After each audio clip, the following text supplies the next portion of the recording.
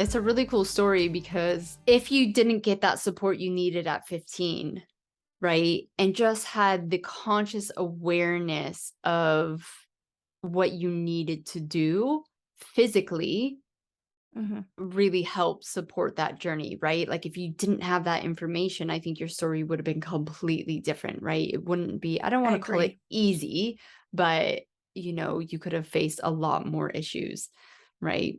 So I think I that's can't cool. fathom with my sickly body that Hmm. I ever would have been able to get pregnant. I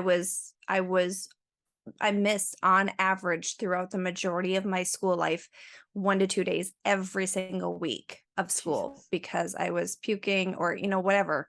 I just the idea that my body would have been able to uh help another little human live in there. Yeah, yeah, Like yeah. how? Yeah, exactly. And it's just a testament that you lived for so long in a sickly manner, and then getting the proper support, you completely reversed everything, right? Like that wasn't your destiny. Where I think a lot Mhm. of people are like, well, this is what I'm dealing with right now, so this is what I'm going to have to deal with for the rest of my life. And that's just not the Right. case for most people, right? Like I know there's Right. certain issues that you will Right. carry, There's but outliers. Yes, there's outliers. But the other thing is, I had to do something which is very countercultural, which is I had to not trust doctors. I had yeah. to go, I understand that you have a lot of education, but everyone's knowledge is limited in some areas. They don't know everything. And so I went beyond their limitations to find somebody that knew something different. And I had to go, you're not always right. Yeah.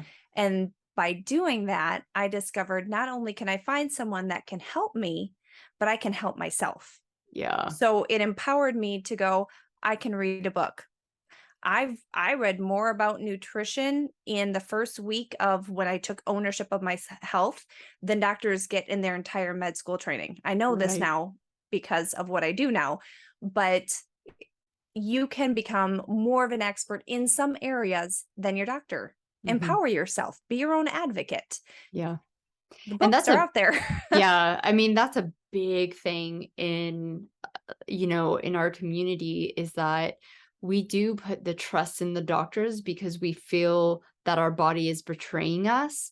And then obviously society has told us, well, unless you are an expert in that field, you don't know what you're talking about. And, my message, I did it in a day and age where there was enough information about health and wellness that I started putting it together. Now there's plenty of fertility books that you can pick up and literally connect those dots. Listen to this podcast. Like there's so much information out there. And still to this day, people aren't trusting their instincts. They know like more than half my clients are very well educated. And I'm like, you know this stuff. Why have you come to me? And they're like, well, no. And I'm like, probably because you don't have that guidance and support that people before you have gone through.